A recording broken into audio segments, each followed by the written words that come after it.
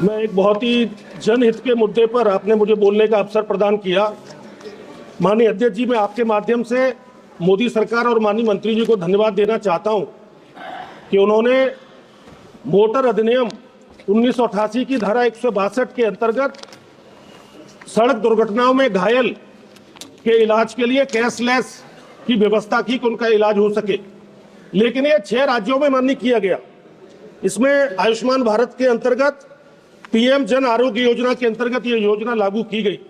लेकिन ये आसाम, हरियाणा, पंजाब, चंडीगढ़, पुडुचेरी, उत्तराखंड सहित केवल 6 राज्यों में है। वहीं माननीय अध्यक्ष जी, मैं आपके माध्यम से माननीय मंत्री जी से निवेदन करना चाहता हूं और पूछना चाहता हूं कि कैशलेस इलाज में जिन मरीजों के गंभीर दुर्घटनाओं में जो घायल हो जाते हैं, रीढ़ की हड्डी टूट जाती है, उनके सिर में चोट आ जाती है, कई जगह फ्रैक्चर हो जाता है, तो इसमें एक बाध्यता भी है कि दुर्घटना के 7 दिन के भीतर और 1.5 लाख रुपए तक का ही इलाज हो सकता है। तो मैं आपके माध्यम से पूछना चाहता हूं कि क्या ये योजना पूरे देश भर में लागू की जाएगी और 7 दिन और 1.5 लाख की जो बाध्यता है उसको क्या समाप्त करके उसको ओपन किया जाएगा? धन्यवाद। माननीय सभापति महोदय, हमारे देश में दुर्भाग्य यह है कि रोड एक्सीडेंट की संख्या लगातार बढ़ रही है। 4,80,583 क्रैशेस हुए और मरने वालों की संख्या जो 1.5 लाख थी वो 1,72,890 हुई है। नीति आयोग और एम्स के रिपोर्ट में यह आया है कि 30% ऑफ द टोटल डेथ जो है वो ड्यू टू जो मेडिकल इमरजेंसी में जो सर्विस मिलनी चाहिए, एक्सीडेंट जिनका होता है उनको न मिलने के कारण मृत्यु होती है। और इसलिए ये कैशलेस ट्रीटमेंट की स्कीम लाई है। इसमें जो व्हीकल इंश्योरेंस होगा उसमें 7 दिन तक का खर्चा या 1.5 लाख रुपए, इसमें से जो भी होगा उतना 1.5 लाख रुपए तक वो उनको तुरंत मिल जाएगा।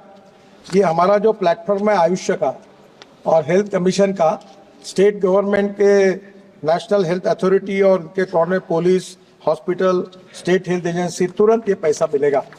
सम्मान्य सदस्य ने जो कहा है कि पायलट प्रोजेक्ट के रूप में आसाम, चंडीगढ़, पंजाब, उत्तराखंड, हरियाणा और पांडिचेरी यहाँ स्कीम शुरू हो गई और 2100 लोगों की जान इसमें बची है।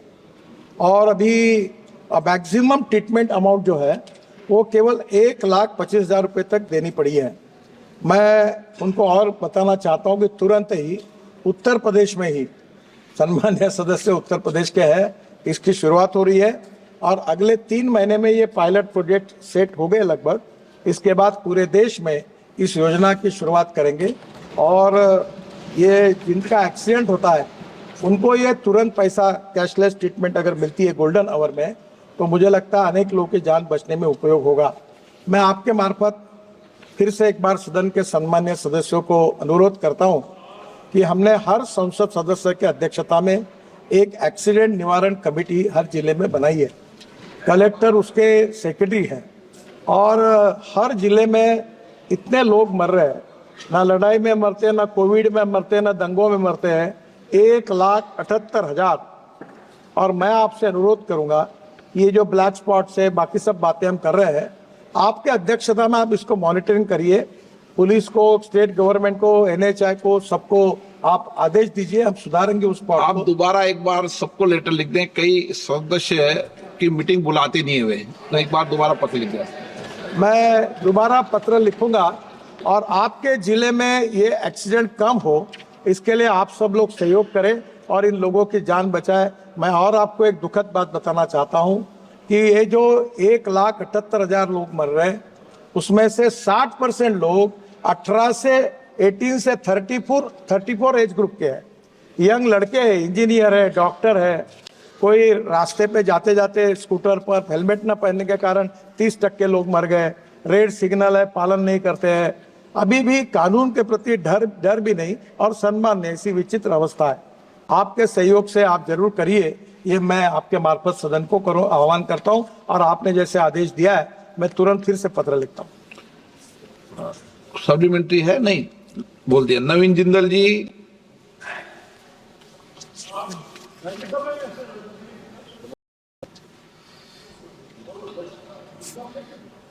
सतीश गौतम।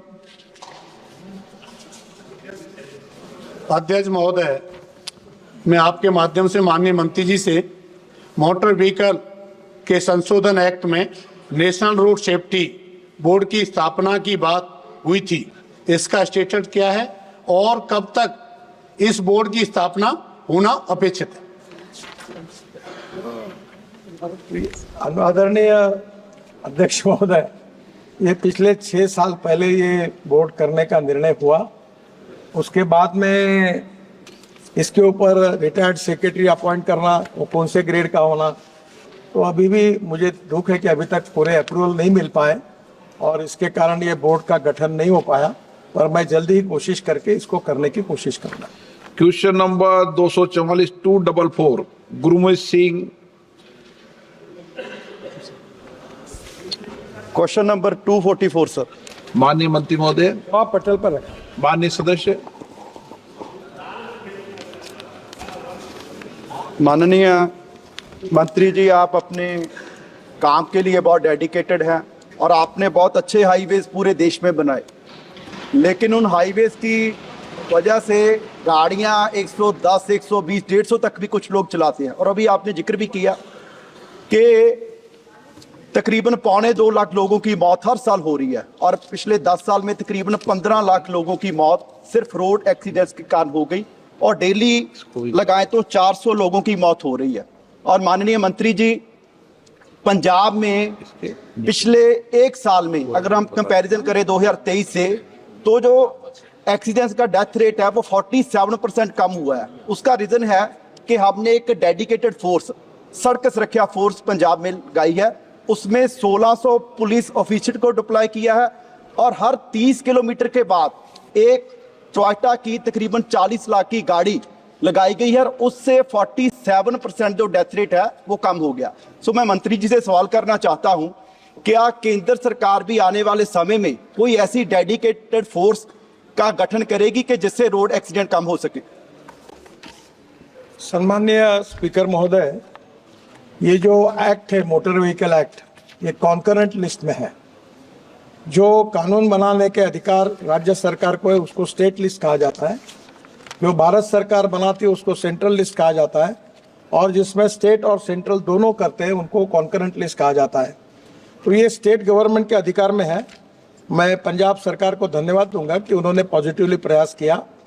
आसाम सरकार ने भी एक्सीडेंट्स कम किए, पर मैं आपके सामने ये भी जानकारी देना चाहता हूँ कि देश में सबसे ज़्यादा एक्सीडेंट में मरने वालों की संख्या पे नंबर 1 पर है उत्तर प्रदेश, 23,652 टोटल एक्सीडेंट के 13.7%। दूसरे नंबर पर है तमिलनाडु, 18,347 10.6%। तीसरा है महाराष्ट्र, 15,366 यानी 9% और मध्य प्रदेश 13,798 यानी 8%। मैं विशेष रूप से इन चारों राज्यों के मुख्यमंत्रियों से, एक से या तो उत्तर प्रदेश के मुख्यमंत्री से मैं भी लखनऊ गया था, मेरी डिटेल बातचीत हुई, उन्होंने इसको सीरियसली लिया है। बाकी भी मुख्यमंत्रियों से बात करके इसके लिए कोशिश करेंगे। सिटी जो है भारत की जिसमें सबसे ज़्यादा लोगों का डेथ होती है, उसमें पहले नंबर पर दिल्ली है, 1,457 डेथ दिल्ली में होती है। बेंगलोर में 915, जयपुर में 850। और मैं ये मानता हूँ कि इसके लिए रोड इंजीनियरिंग, ऑटोमोबाइल इंजीनियरिंग, ये 2 चीज़ें महत्वपूर्ण है। हमने ऑटोमोबाइल इंजीनियरिंग में एनकैप करके रेटिंग शुरू कर दिया। इकोनॉमिक मॉडल में 6 बैग्स, एयर बैग्स लगने लगी, पूरे ऑटोमोबाइल सुधार कर दिए। रोड इंजीनियरिंग में कमियां थी, 40,000 करोड़ रुपए ब्लैक स्पॉट इंप्रूवमेंट के लिए हम खर्चा कर रहे हैं, काफ़ी ब्लैक स्पॉट्स हमने दूर किए, पर इसमें 59% एक्सीडेंट्स ये एनएच पर हो रहे हैं और ये मेरे लिए सबसे चिंता का विषय है। और इसका कारण जो है कि जो डिटेल प्रोजेक्ट रिपोर्ट बनता है तो हमारी सिस्टम ऐसी कि जो लोवेस्ट आता है उसके गले में माला पहनाते हैं और इतने घटिया क्वालिटी के वो डीपीआर बनाते हैं और जिसके कारण फिर आगे फ्यूचर में ये प्रॉब्लम आते हैं। तो अभी हमने ये सिस्टम को भी, जो लोवेस्ट वाली बात थी उसको बदल कर उसका भी हम रेटिंग कर रहे हैं, कॉन्ट्रैक्टर का भी रेटिंग कर रहे हैं और डीपीआर वालों का भी कर रहे हैं। और अभी तो मैं रोज 4-4, 5-5 कॉन्ट्रैक्टर, कल ही मैंने 5 लोगों को ब्लैक लिस्टेड कर दिया। अब कॉन्ट्रैक्टर को और कंसल्टेंट को और अधिकारियों को जो भी निग्लिजेंस बताएगा उसके ऊपर कड़ी कार्रवाई करने के बारे में कोई सहानुभूति किसी के प्रति रखेंगे नहीं, क्योंकि लोगों की जान बचाना आवश्यकता है और निश्चित रूप से हम करेंगे। एक इम्पॉर्टेंट चीज़ है कि देश में 18 लाख ड्राइवर्स की कमी है और ये जो एक्सीडेंट हुए हैं इसमें जिनके पास ड्राइविंग लाइसेंस नहीं था, और जो आजकल क्या बताए अध्यक्ष महोदय, हमारे देश में ट्रेलर और ट्रक पर जो कंडक्टर होता है वो चुपचाप ड्राइविंग सीख के वो चलाना चालू कर देता है।